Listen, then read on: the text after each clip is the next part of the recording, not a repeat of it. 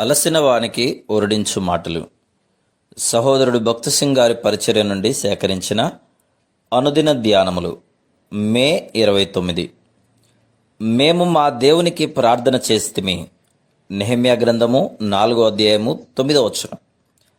యెరూషలేము యొక్క పడద్రోయబడిన ప్రాకారములు, కాల్చబడిన గుమ్మములు, ప్రపంచమంతటిలోనున్న దేవుని ప్రజల యొక్క గొడ్డుబారిన జీవితములను గూర్చి మాట్లాడుచున్నవి. ఇశ్రాయేలు ప్రజల యొక్క పాపమునకు, తిరుగుబాటుకు ఇది ఫలితం. ఈ దినములలో కూడా పాపమును బట్టి, అవిధేయతను బట్టి దేవుని ప్రజలలో ఎంతో గొడ్డుబారిన స్థితిని మనం చూస్తున్నాము. ఆయన ప్రజలలో నూతన జీవమును తీసుకుని వచ్చటం ద్వారా వారు ఆయన రక్షణను సంపూర్ణముగా అనుభవించినట్లు కృపగల దేవుడు కొంత శేషమును ఉపయోగించుకొనెను. యెరూషలేము యొక్క పడద్రోయబడిన ప్రాకారములను, కాల్చివేయబడిన గుమ్మములను తిరిగి నిర్మించుటకు దేవుడు నెహెమ్యాను తన జత పనివానిగా ఉపయోగించుకొనెను.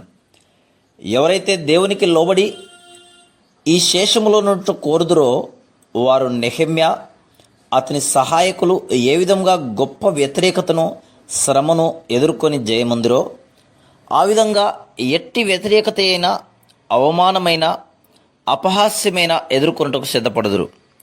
సన్బలటు యోధులను పరిహసించి హింసించు వారిలో ప్రధానుడు.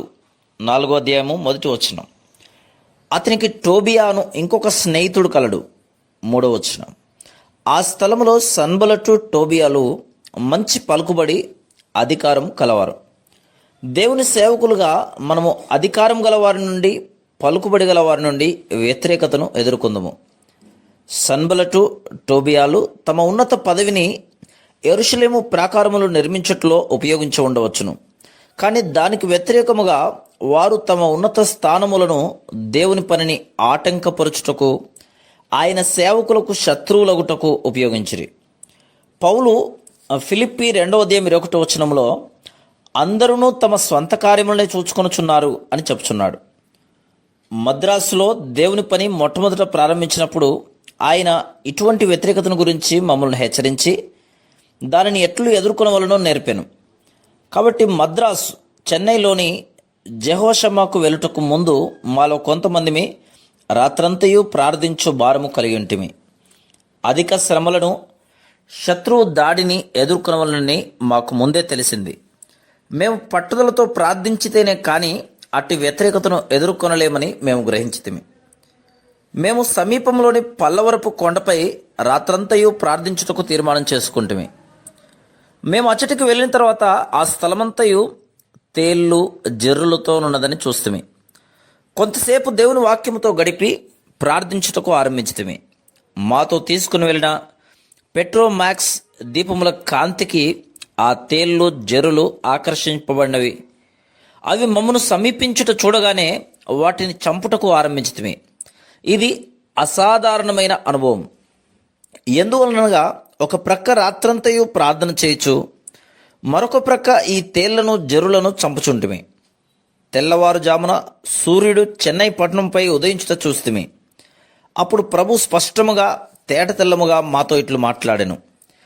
తేళ్ళు, జరులు కుట్టినలా ఎంత బాధగా, విషపూరితముగా నుండునో అలాగే అచ్చటి ప్రజల వలన చేదైన అనుభవములు, అధిక శ్రమలను అనుభవించవలనని ప్రభు తెలిపాను.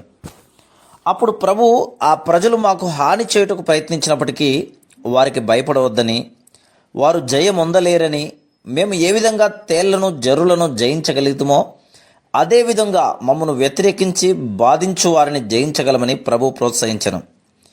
ప్రభు తేళ్ల ద్వారా, జరుల ద్వారా మాతో ఏదైతే మాట్లాడినో ఆ తర్వాత సంవత్సరములలో ఎదుర్కొనిన అనుభవములను బట్టి అది సత్యమని రుజువైంది.